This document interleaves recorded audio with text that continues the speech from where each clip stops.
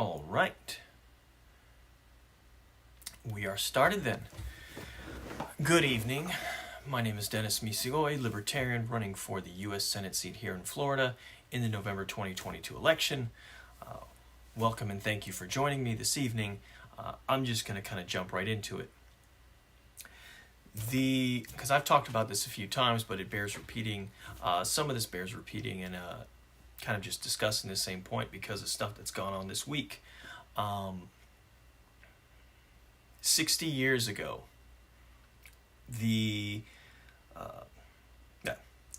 start over here, bring this up. Kind of move myself over a little bit. 60 years ago, the American people got to listen to President Eisenhower's farewell address, January of 1961, and he gave a famous warning about something that we all talk about quite a bit, the military-industrial complex and the dangers that come with its gaining influence. He gave us a warning, told us about what could happen, warned us about the dangers of it. Does anyone who's looked back on the history of the United States over the last 60 years think that we've heeded that warning?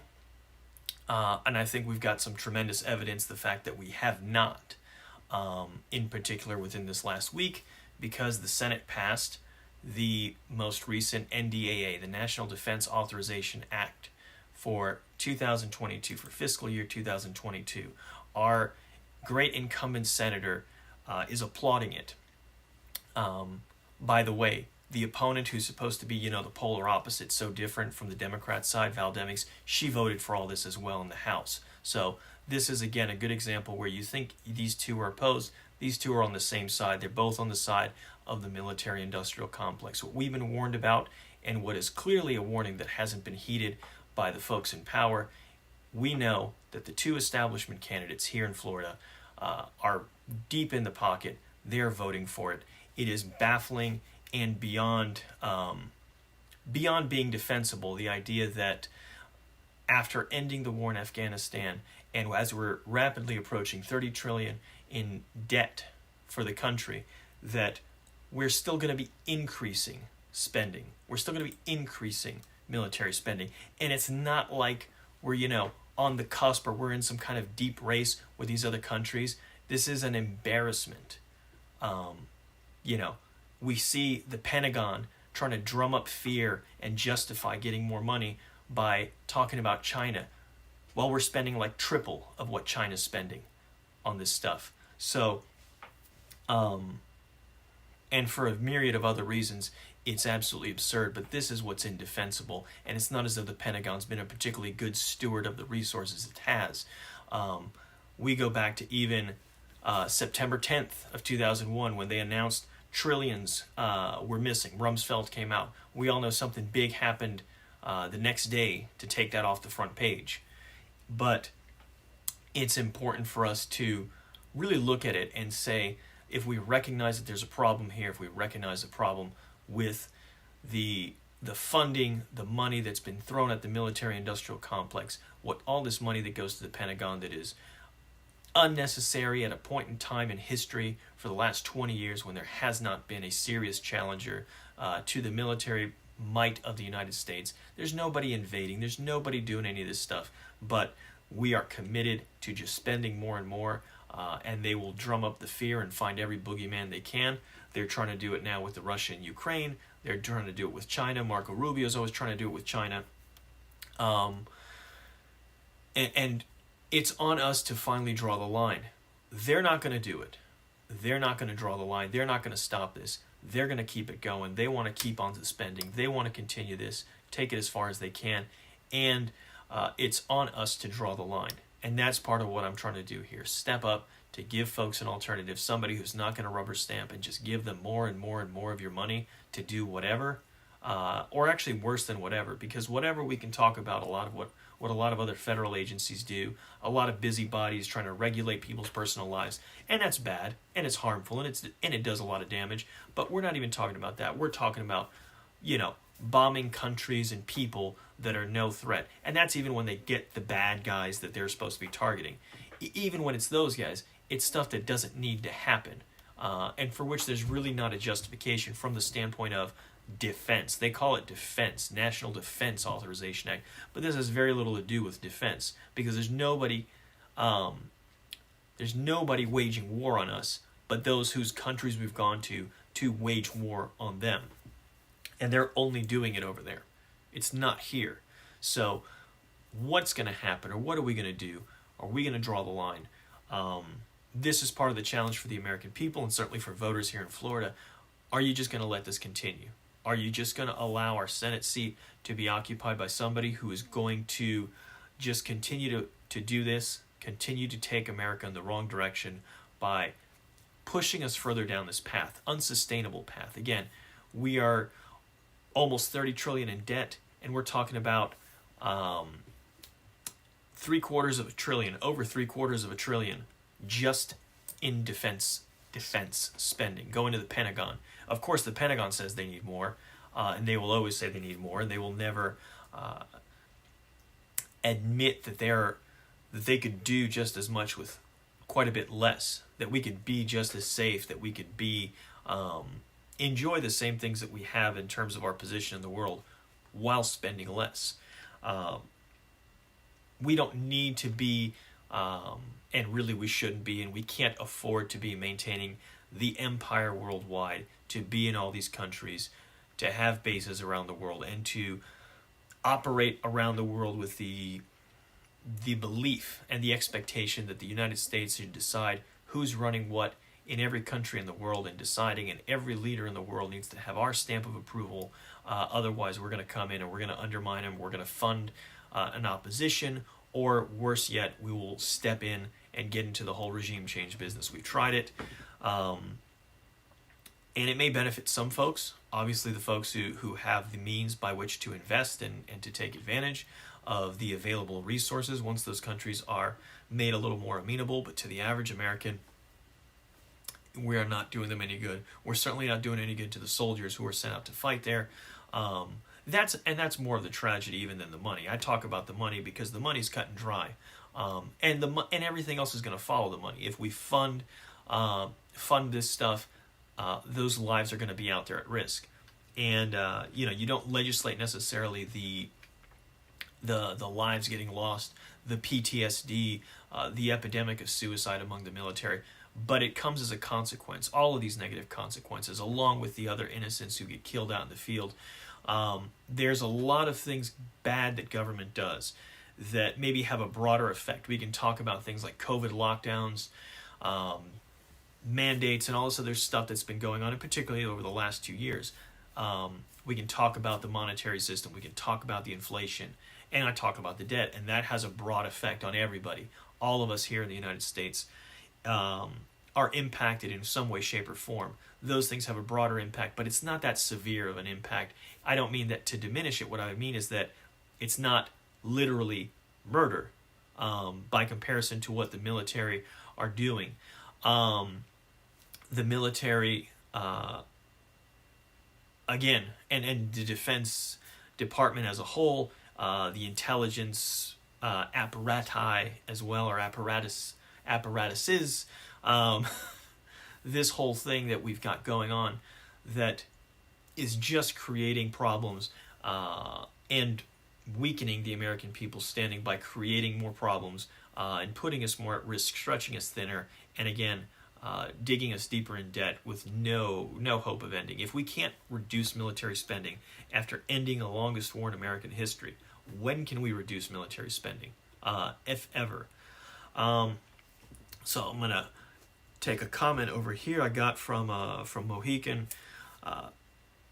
This idea, so self-sufficient, I think we need to be solvent, but I not necessarily look at it from the standpoint of trying to, I think a sound economy doesn't necessarily need to be like a self-contained economy.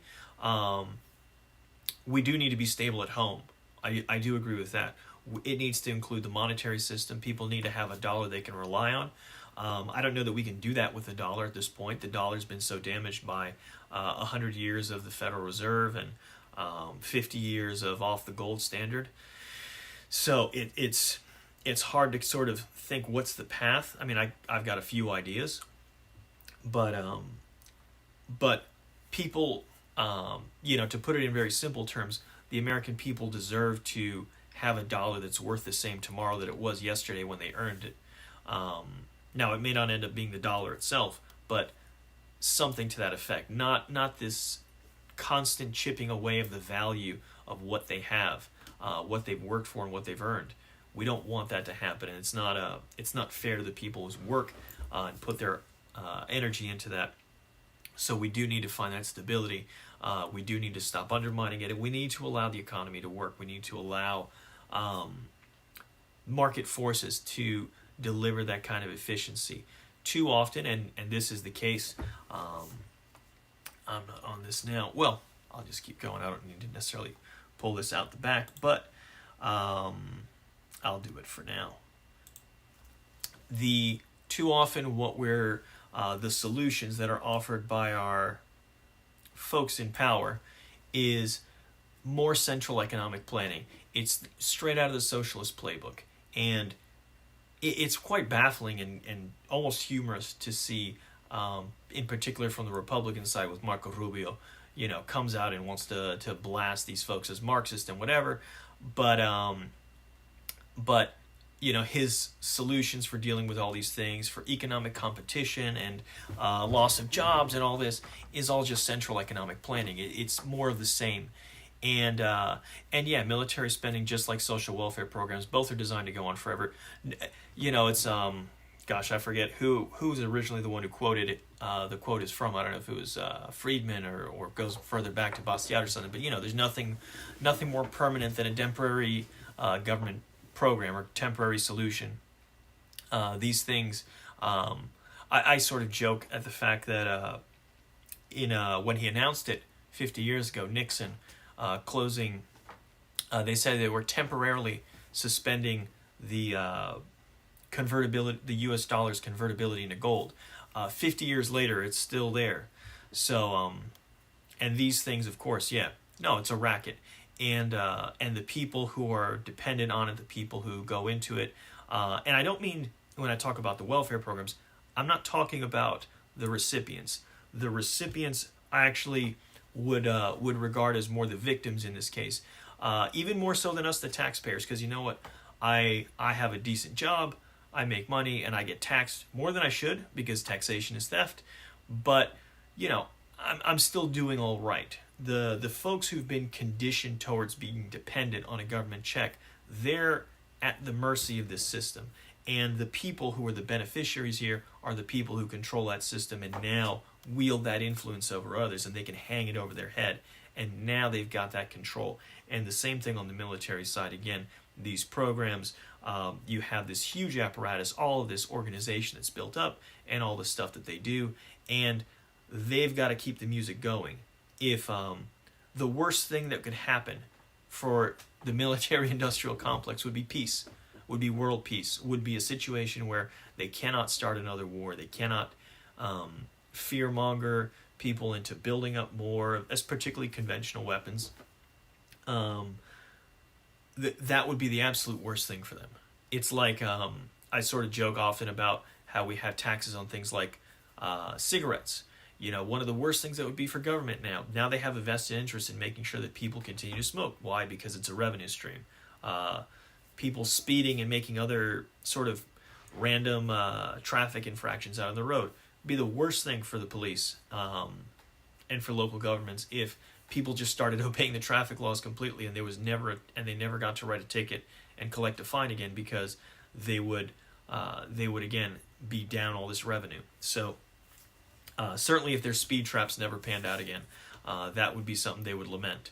Unfortunately, they'd probably then go for civil asset forfeiture, but that kind of gets me on a little different tangent. But, circling back to it, all of these things, they are designed to empower and enrich a certain group of people, and there's all this interconnection between it, and it's unfortunate, but, it's really incumbent upon us to draw the line, and say that we just simply won't tolerate it anymore. They have, this has gone on for a long time, as we said, 50, 60 years at least. Eisenhower was just calling it out because he observed it. He was there, and when they got out of Korea, and still getting involved in some other things, still being a little too involved in the world, but it was an observation, and he understood the need for, with modern warfare, you couldn't just do what people used to do in the ancient times. You couldn't just simply makeshift weapons and build out an army at a moment's notice. Now it was really this sort of industrial thing where you needed to manufacture and have at the ready the weapons of war to be able to deal with the potential for conflict, for armed conflict. But again, where we are today, and in particular with the U.S. being the sole military superpower in the world, it is there's no justification. We sit here and we scour the world, or not, I shouldn't say we, but some folks, the folks who are in that position of influence, go scouring the world for boogeymen to scare the American people in order to justify each of these endeavors and these programs to expand and to drive up the fear. And it's the same with COVID. Everything that's coming out now is again driven by fear. They found something for people to be scared of, and it's a cliche that is quite disgusting, but you hear politicians say it, and I remember at the outset of the outbreak, they said it quite openly. Never let a good crisis go to waste. I think it's a Churchill quote, but regardless of whoever you attribute it to, that is an absolutely atrocious mantra. We're looking for tragedy where people are suffering, or they are, I should say, are looking at tragedies and human suffering as an opportunity to make things happen that they wanted to have happen anyway. We see this often with school shootings as well, or any sort of mass shooting, where even though it's a complete failure of government, like you look at the Parkland shooting, there was every indication, and people had given warnings. You had the school resource officer there who was just cowering in a corner while this kid was, shooting students. And it was a failure of government. The FBI had been warned. The Broward County Sheriff had been warned that this kid was a danger, and nobody was on top of it, and nobody was there, and a lot of people lost their lives. But that's not something that other people should be punished for and should lose their rights for.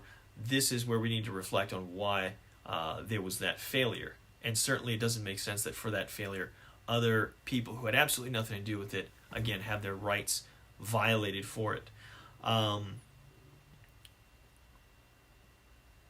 Let's see this one about the make them go to a jury trial for a traffic ticket. Why pay the max penalty without making them work for it?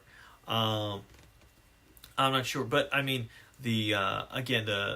with a lot of the traffic laws, again, I'd still go back to the same thing, that so much of it has to do with being a revenue stream, and so and certainly I think when I guess it probably depends on locality. I don't know if they always necessarily would give you, since it's not necessarily a criminal proceeding in all cases, whether you'd get a jury trial out of it, but all the same, it is something where, again, there's just a racket, and it is another way of extracting it from the people.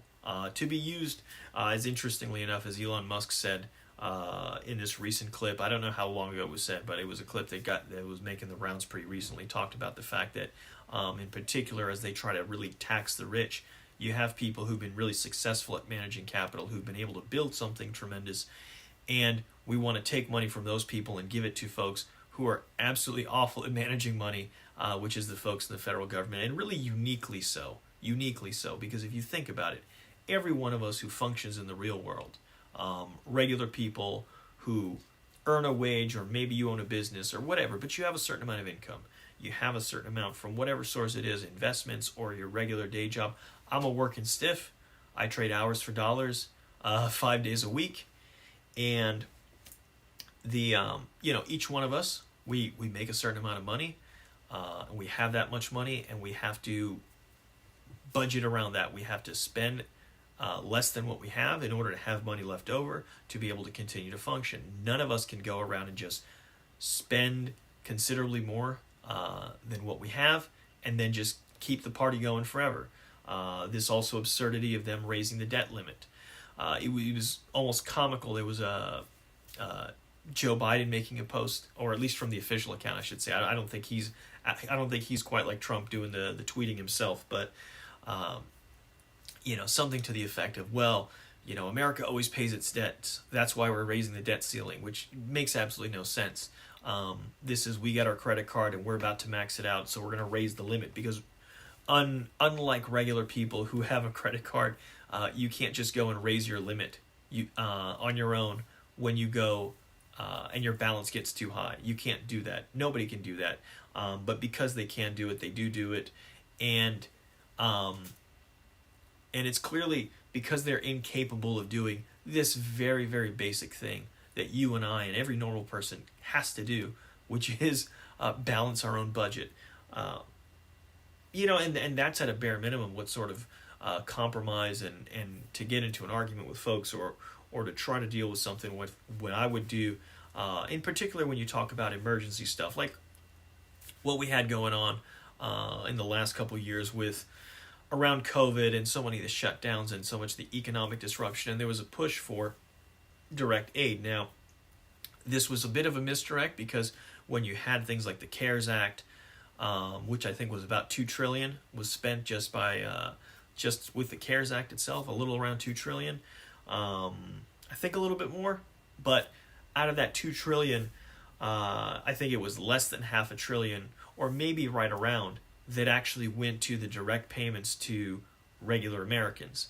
Everything else was wrapped up in other stuff and programs and targeted and helping out the friends and the preferred people that government is more interested, or some other programs related to these things. If you make the case to say that we're in this dire situation and say that, well, we need to do this and we need to help people out of the situation, government does a tremendous amount of things that are really, really harmful and bad. And within that context, I think, as bad as even the redistribution of wealth is, as a socialist policy, comparatively speaking, it's pretty benign by comparison to, everything in the NDAA, for example, and building up the war machine and allowing this thing to perpetuate of us occupying all these countries and being all over the world and drone bombing innocent families and all this great stuff that they just continue to do. So compared to all that stuff, just giving money away to people is pretty benign. Not good, but comparatively quite benign.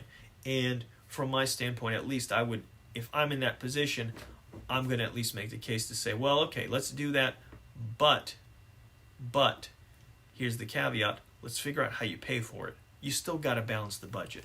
At the end of the day, these folks are in charge. The Congress, the Senate, is in charge of the finances of the country. That's power they're given under the U.S. Constitution. It is incumbent upon them. It is a responsibility to be a good steward of the country's resources, of the country's money. If you're going to tax people, again, taxation is theft, they shouldn't have the money in the first place. But if you've got it, again, with the recognition that it's not your money, then you can go, then you have to be responsible with it. That's at a bare minimum. That's not even a libertarian thing. That is a simple, common sense thing that anyone should understand, because we all have to do it in our regular lives. There's no excuse for why the government can get away with not doing it. It is inexcusable what we see, and this is, again, just another manifestation of it. Again, after 20 years in Afghanistan, why are we not? And now we've left, finally. But military spending is going up. Defense spending is going up. And both Val Demings and Marco Rubio are on the same page. Don't let it be said that we have these two opposing sides, because we have two candidates, two establishment candidates likely to be on the ballot for the Republican and the Democrat Party, who are both there 110% for the military-industrial complex, to make sure that the money keeps flowing, your tax dollars keep flowing to keep the war machine going, and that it never stops. The music keeps going. The party doesn't stop until it just collapses, until the debt and the inflation it just goes beyond what is tolerable, and and the U.S. dollar's status as the world's reserve currency comes to an end. Now, they may be working under the impression that that's going to happen in some far off future, and they're not going to have to deal with it. And that wouldn't surprise me, because they, as long as they figure they don't have to deal with it, I don't think they care. They certainly don't seem to care, based on how they legislate, based on what they pass and what they have passed. Because again, we didn't get to $750 billion in military spending in a year. But that didn't happen overnight. That's been a long progression, and Marco Rubio and Val Demings have been on board every step of the way, as long as they've been in Washington, D.C., to keep it going, to keep the party going, to keep giving them more of our money. And again, it's sort of humorous to see, at the same time that he's celebrating the passage of the NDAA for fiscal year 2022 in the U.S. Senate, that Marco Rubio is also, I saw a post where he's sort of mocking Democrats and obviously Val Demings regarding the inflation that is going on, and record spending, I'm sure with the focus on the Build Back Better stuff that's been passed, the infrastructure. However, it's comical, because what has he been doing? You know, he's been in Washington, D.C. It'll be coming up on 12 years. In the time he's been in office, the national debt has literally doubled. It was about at $14 trillion when he came in, and it is at $28 trillion, almost $29 trillion today. And what has he been doing? Again, just like with the NDAA, he keeps voting for more spending. The Republicans had control of the Senate and the White House last year when they passed the CARES Act, when they passed this stuff to, again, spend unprecedented amounts of money with no way of how to pay for it. There were no spending cuts. There was nothing to balance it out. And obviously, even prior to that, even in 2019, at least to that point, I forgive me for not being able to say affirmatively whether or not 2022 bested that. I wouldn't expect it to, based on all the economic disruption, but maybe it did because of all the money printing. But 2019, and this is sort of funny to me, is because a lot of folks on the left, on the Democrat side, will lament Trump's tax cuts for the rich and talk about how it deprived the country of revenue, tax revenue. But at the same time that Trump and the Republicans did nominally did go ahead and cut the income tax rates. At the same time they did that, they were putting tariffs on. So there was more money coming in through tariffs, maybe not quite balancing out. But at the end of the day, federal tax revenue in 2019 was an all-time high. It was an all-time high, higher than it had ever been. So how can you say that when tax revenue is the highest it's ever been? Well, the problem is that we're not getting enough revenue, even though it's the most we've ever had before. But the problem is that even when federal tax revenue soared to all new heights in 2019, spending outpaced it. Spending still outpaced it by hundreds of billions, and we still had roughly $1 trillion deficits before COVID. Before COVID even came into the picture, and we had Republicans leading the Senate, Republican in the White House, and prior to the 2018 midterms, we had Republican majority in the House as well. All three of the, I should say, the two branches, but both houses of Congress. And SALT. That is another good one. I'm trying to think where that was included recently in a bill that passed the House. I'm trying to think if it was the infrastructure bill. I think it might have been within the infrastructure bill. Was Democrats are trying to raise the SALT cap. They voted to raise the SALT cap. And I really like to point this out whenever I see Val Demings trying to brag about all the great stuff that this is going to do for Florida, where this is a deduction that I think primarily because you have other states, particularly the blue states that are high tax states, have personal income taxes at the state level as well. Those folks, wealthy folks in the blue states that are high tax states, get a bigger deduction from their federal taxes, meaning that the federal burden, the federal tax burden shifts more onto people like us here in Florida who have a lower state tax burden, and so we're going to get some benefit out of this infrastructure bill. But again, where's the money coming from? The money's coming from us, and at this point, the money becomes more coming from us. More of it is coming from us now than from other states, and the money is taken from us, as it always is, to the federal government. They get their cut. Congress gets their cut. The bureaucrats get their cut. The people at all these levels get their cut. Maybe the contractor gets their cut. And then we get some little benefit at the end. Presumably. And that's even assuming that what they decide to spend the money on is actually, something useful, something helpful. It's not a bridge to nowhere. It's not a wall around something we don't know. So, yeah, we are. It's always instructive to be able to say yes. They are living off of our tax dollars. All those folks in Washington D.C. They are government dependents. So, or dependents on the taxpayer, if we want to really sort it out. But like I say, I've gone on, and I'm at about the time I want to be at here. So I want to just bring this back around and ask you guys for your support. You know what's going on.